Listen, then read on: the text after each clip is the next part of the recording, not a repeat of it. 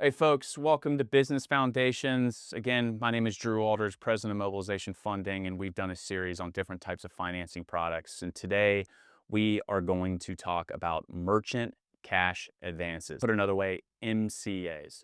So if you've been cold called by folks trying to offer you quick money or get approved in less than 24 hours, those are probably coming from MCA companies. What an MCA is, it is a pledge of future revenue, right? It is not a true loan. It's not an asset-based loan. It doesn't really have covenants.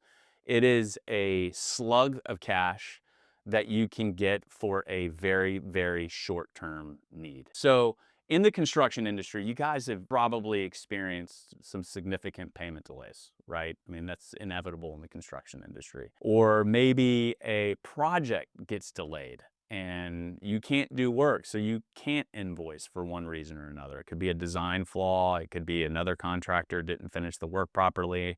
Could be that there's an impending change order. The only scenario where a merchant cash advance would be appropriate would be a scenario where you have an impending invoice that is about to convert to cash and you know it's going to happen in like 2 or 3 weeks. But you have to make payroll tomorrow or on Friday. Today's Wednesday, you have to make it on Friday. That would be the only scenario where you would go out and get an MCA so that you can make payroll, knowing that that invoice that can pay off that MCA is coming in a week or two. It is for sort of these micro misaligned cash flow timing to cost timing issues. Now, MCAs are challenging, right? So they're the most expensive source of capital because they're really there to provide a resource in a situation of desperation, right? We can go into other videos where I could say, well, to avoid having to get an MCA, you should be building up your balance sheet, build up your cash reserves, grow, not so much conservatively, but grow smart.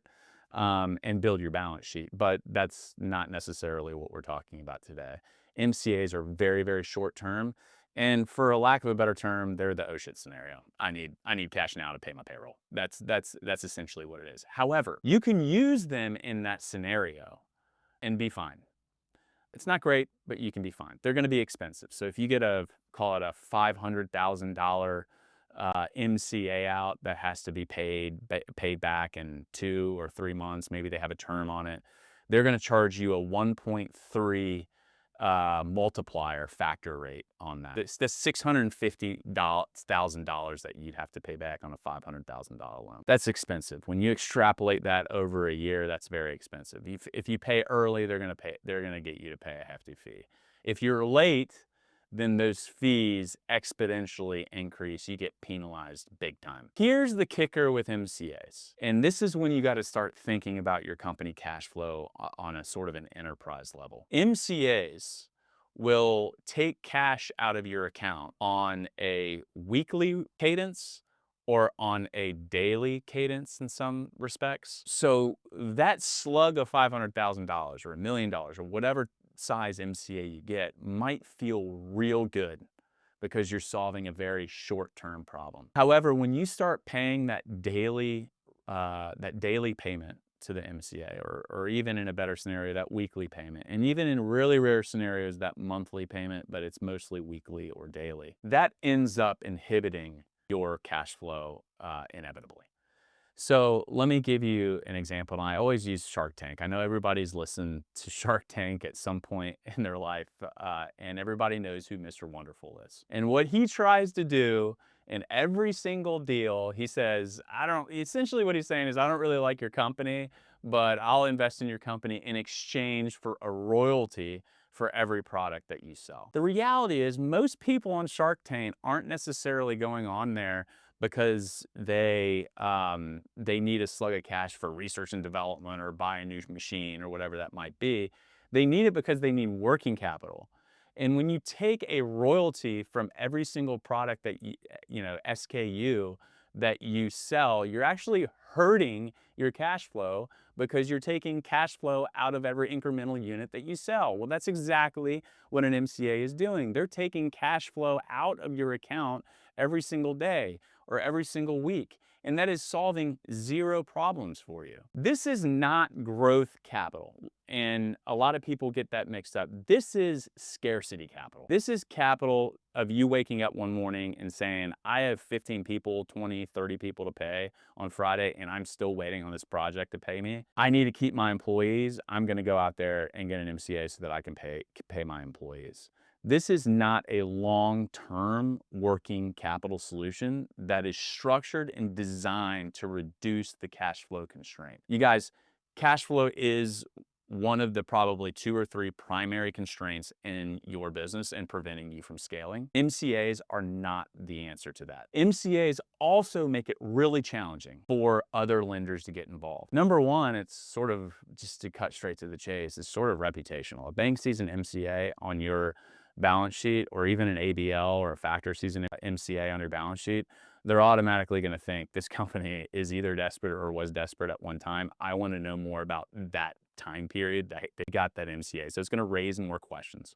Secondly, they take a position on all business assets that make it really, really hard for all those types of lenders to get involved without it getting really, really hairy. So they're extremely expensive. They don't functionally solve any problem than the problem that you have right in front of you right now. And once you solve that problem by paying payroll, for example, you now have a problem with your account being debited every single day in the amount of a certain amount of cash.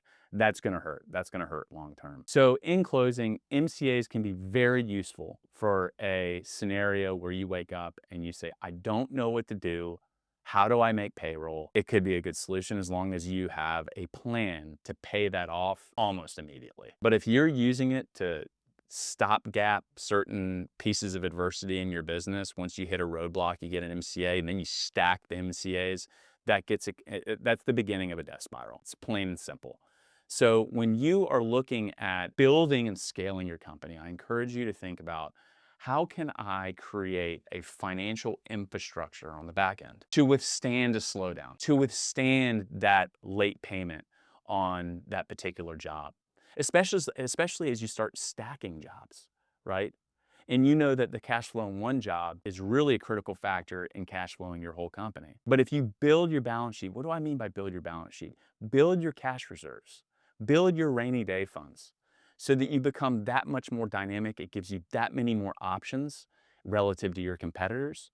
And when your competitors are going through the same thing, you're chugging away and you can continue to function without an unnecessary high cost of capital, with terms that limit your ability to grow, and having cash withdrawn from your account every single day. So guys, I hope you enjoyed this episode of Business Foundations. We went over merchant cash advances. There is a use for them long term. Get out of the mentality of having these being the saving grace of your day-to-day operations. Thanks for joining. Till next time.